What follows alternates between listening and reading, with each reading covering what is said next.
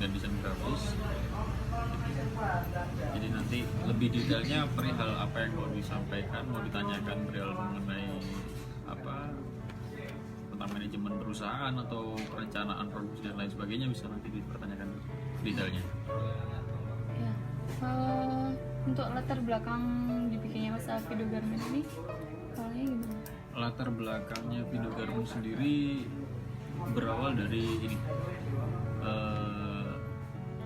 Dulu itu Vido Garment ini kan dipegang sama dua orang owner.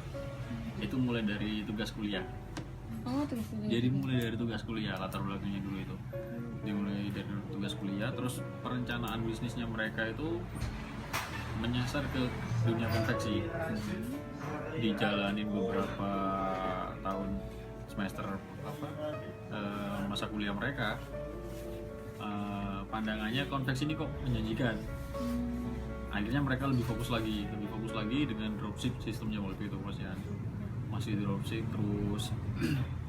Seiring bertambahnya waktu sampai mereka lulusnya itu terlambat, mereka merintis dari nol. Sebelum masih belum punya pegawai, belum punya penjahit, belum ada mesin sama sekali, itu mulai dari nol. Jadi mereka visinya itu ingin bersaing di wilayah Indonesia bagian timur. Karena apa? Karena jelas kita nggak bisa bersaing dengan wilayah barat. Karena apa? Segmen pasarnya beda karena mereka dekat dengan bahan baku. Jadi kami bersaingnya ke wilayah timur. Terus mungkin kayak proses bisnisnya misalnya kayak awalnya bahannya terus habis itu Alur produksi mulai dari customer datang pesan itu kita ada panduan seperti ini. Ini SPK-nya, surat perintah kerja. Jadi di sini semua detail produksi diproses di awal, mulai dari detail produk, terus rincian deadline, jumlah, rincian saya sampai detail ke bordir sablon pun kami buat di sini. Sebagaimana ini sebagai apa namanya perjanjian dengan customer di awal, akadnya seperti ini. Jadi kalau nanti ada yang nggak sesuai dengan ini bisa dikomplain. Tapi kalau di sini nggak tertera, terus dikomplain dari aku minta ada ininya, itu yang nggak bisa. soalnya udah ada bukti. Iya. Jadi kita mengerjakan sesuai dengan apa yang disepakati di awal. Lalu setelah itu kita langsung proses produksi. Kita belanja bahan.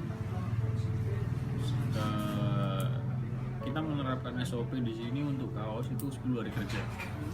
10 hari kerja. Beda dengan pemahaman ke customer. Kalau customer kita bilangnya 15 hingga 17 hari kerja. Tapi kita menerapkan 10 hari kerja. Jadi sebelum waktu tenggat kita sampaikan ke customer itu barang sudah ready. Kalaupun nanti ada trouble di tengah jalan, barang langsung bisa di backup dengan deadline masih panjang kan, kayak gitu. Kaos, polo shirt, jaket, kemeja, jadi macam-macam sih. Cuman kita nggak bisanya itu untuk model body fit sama perempuan yang model pelekuk, karena kita kan menerapkan sistem produksi SRD. Jadi kita juga nggak sembarang menerima desain. Jadi kayak desain model apa namanya? Model makhluk hidup, desainnya seperti itu. Terus kemeja minta di model sleeve, model tubuh itu kita nggak nerima kayak gitu. Dan ya perbankan yang kita nggak terima. Oh iya, soalnya Dengan kompetitor masih bersaing, masih di range menengah ke bawah lah. Kita lihat customernya juga. Kalau customernya minta yang hasil premium banget kayak punya Pertamina, kita bisa menyesuaikan lagi. Kalau punya Pertamina kemarin jaket. Ini minta di branding full dengan packaging. Jadi packagingnya nggak cuma plastik. Ini kita pakai box. Jadi kayak produk dari retail seperti itu. kalau selama ini customer yang maksudnya besar gitu mungkin apa yang termasuk besar? Untuk customer besar sih pertama Pertamina, PTKA, PAL, BUMN rata-rata. Oh, BUMN. Ya, Jawa Pos itu yang Kalau sering. Swasta rata-rata manufaktur modelnya. PT Yakult dari pabrik Ngoro, Mojokerto, sama ini furniture dari Jerman, PT Gloster. Itu isinya maksudnya unitnya berapa? Dia range produksinya per tahun itu minimal 5.000 produksi Oh. per tahunnya. Oh, berarti kayak udah langganan per tahun. Per tahun iya. Buat pegawai dari Pegawai tahunan. misalnya Yakult gitu. Iya. Terus dari apa namanya? DHS Texarum Atlas itu juga. Jadi range produksi itu kita targetnya bulanan. Per bulan kita targetnya 10.000 produksi. Jadi kita nggak target omset ya.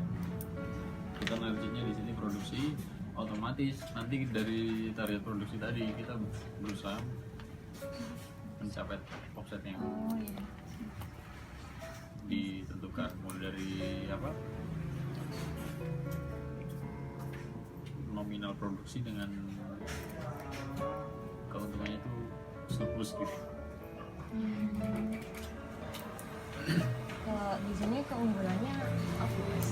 Ide Inovatifnya di sini itu kita menerapkan sistem pelayanan yang prima ya, yang maksimal. Jadi mulai dari pelayanan customer yang datang, terus selama pelayanan customer datang, proses pemesanan sampai up to date produk yang diproduksi itu kita sampaikan ke customer. Kita menerapkan apa namanya, pengerjaan on time, jahitan rapi, dan maksimal pelayanan seluruh hati. Terus ada itu ya semboyan apa slogannya yang menangani terus hati itu. Iya, saya soalnya udah lihat apa namanya webnya dari Videogarmen juga menarik gitu. Ya, jadi kita berusaha mencakup semua segmen masyarakat, mulai dari remaja sampai dewasa dan pemerintahan ataupun perusahaan di kalangan besar menengah atas. Kadang kan perusahaan pun yang dengan titel label Pertamina itu masih menekan harga ke produksi.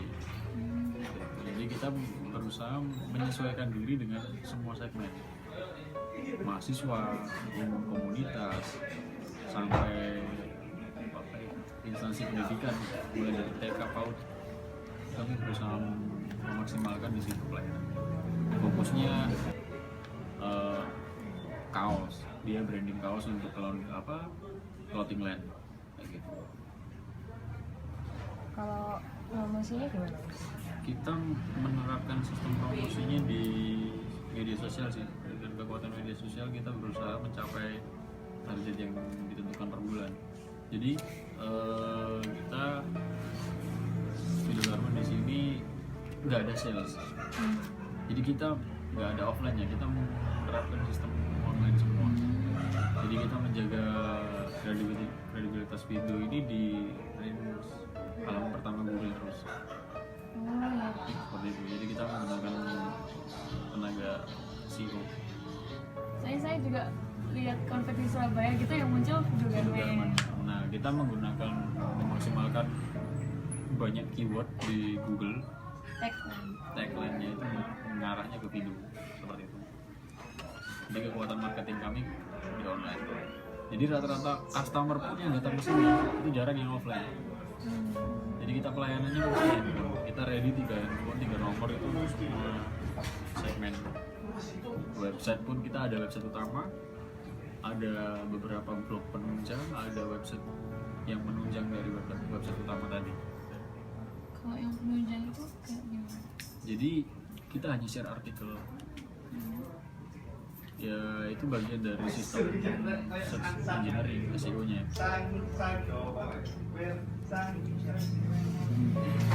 Kalau bahan baku yang susah apa?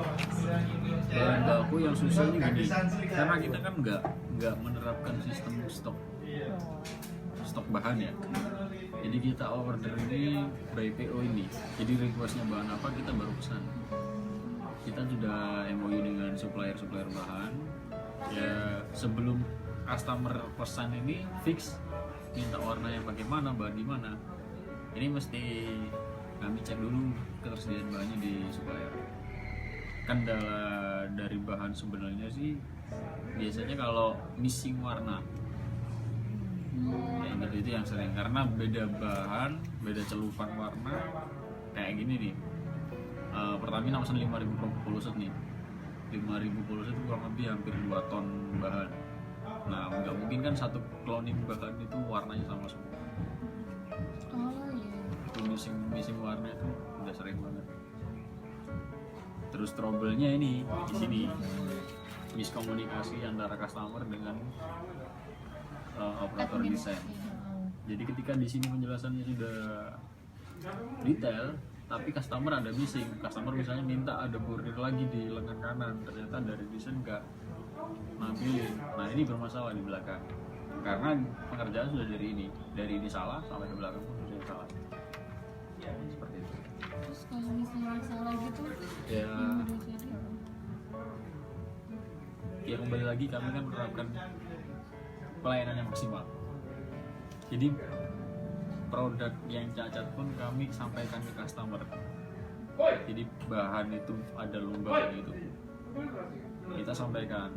Kalaupun nanti trouble ada yang kurang sesuai dengan penyampaian di awal waktu layout desain, kalau memang berkenan kita kasih cashback 50%. Kalau memang nggak berkenan kita ganti baru.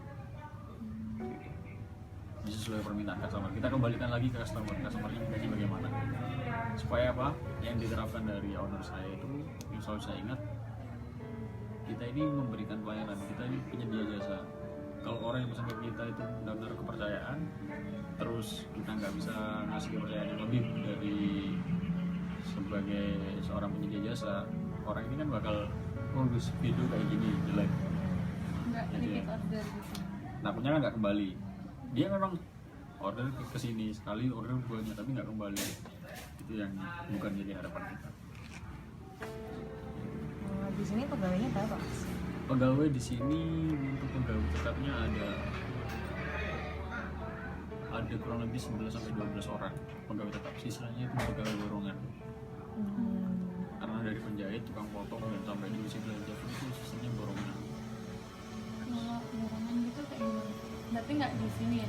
Di sini kerjaannya di sini produksi dijahit. Jadi gini, mereka hitungannya per 1 unit. Semakin mereka cepat menjadikan, misalnya deadline kemeja tanggal 12 Maret nih, sebelum tanggal 12 Maret dia sudah selesai, dia totalan semua. Harganya per ya 1 unit. Itu yang borongan ya? Itu yang sistem Kalau borongan. yang tetap ya Harian biasa yang bulanan. borongan. Peluang usaha Di sini kami membuka untuk reseller juga. Jadi sama seperti dulu bagaimana owner saya merintis video garment. Dia datang ke satu konveksi di situ sebagai reseller. Kita share semua bahan, kita share harga, kita share semuanya. Dia produksi di sini. Jadi ada peluang usaha buat misalnya mahasiswa mau cari sambian ataupun benar sesuatu lagi juga kayak gitu. Jadi sambil kita jalan produksi, sambil kita membantu yang baru-baru berdiri. tadi kan kendala tadi kan udah yang apa namanya miskomunikasi Kendala lain ini sih internal atau eksternal. teknis sih untuk kendala. Yang jadi kendala itu karena kan kain berupa lembaran, gelondongan banyak. Lalu di tengah jalan kita nggak tahu suatu ternyata ada kainnya cacat. Nah ketahuannya waktu udah finishing, udah besok deadline-nya selesai, itu jadi kendala. Itu kita sampaikan sebelum berita untuk pengambilan bahan. Jadi benar-benar terbuka ya sama customer. Iya, kami berusaha terbuka dengan customer. Jadi meskipun barang jadi semuanya, misalnya pesan 24, jadinya yang paling maksimal itu cuma 12, ya kami sampaikan. Ternyata yang 12 ini cacat, kayaknya lubang ataupun bordernya ada yang nggak sesuai, kita sampaikan. Sedetail apapun cacat dari produksi ini, kita berusaha terbuka dengan customer. Kan tadi itu sih mas apa, kalau yang pas apa pencapaiannya 1 bulan harus 10.000. Nah, kalau nggak tutup itu gimana? Itu PR besar buat kita.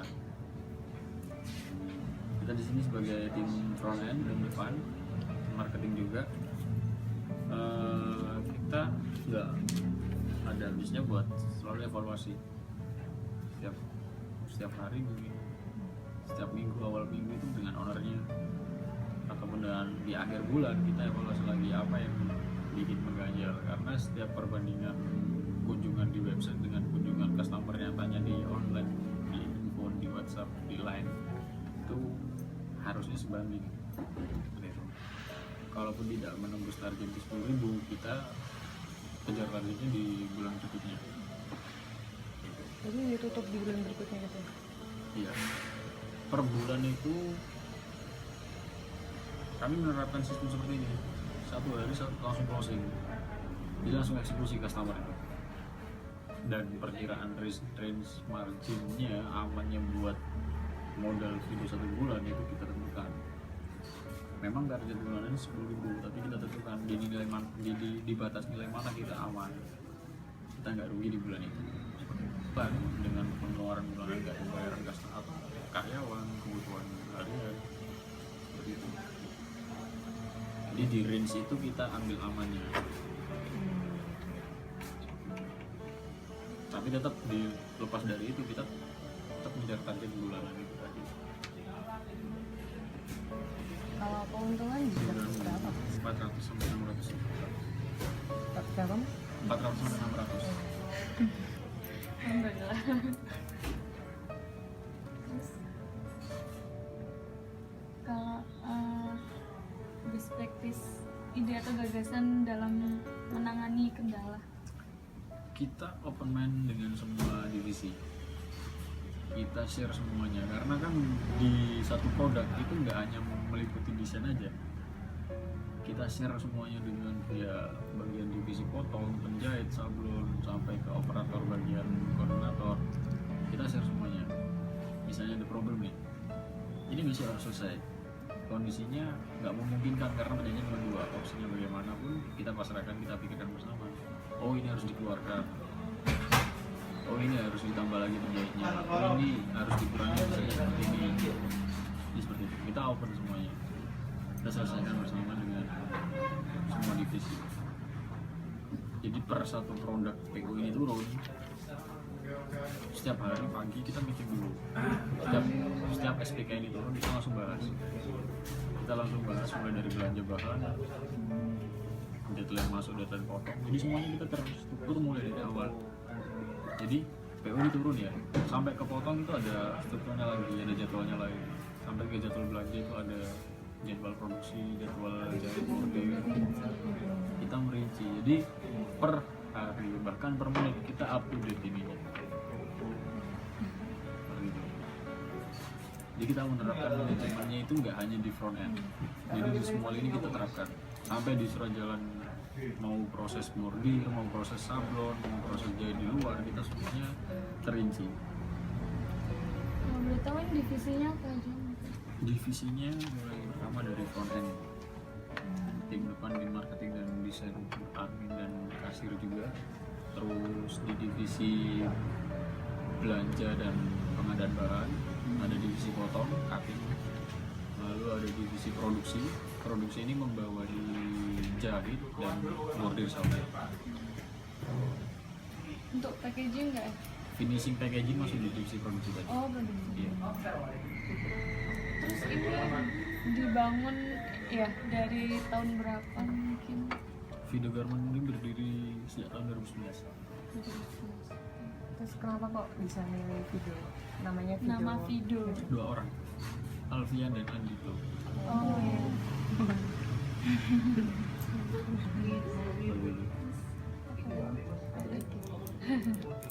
Nah, boleh kayak lihat-lihat Boleh. videonya boleh? Boleh.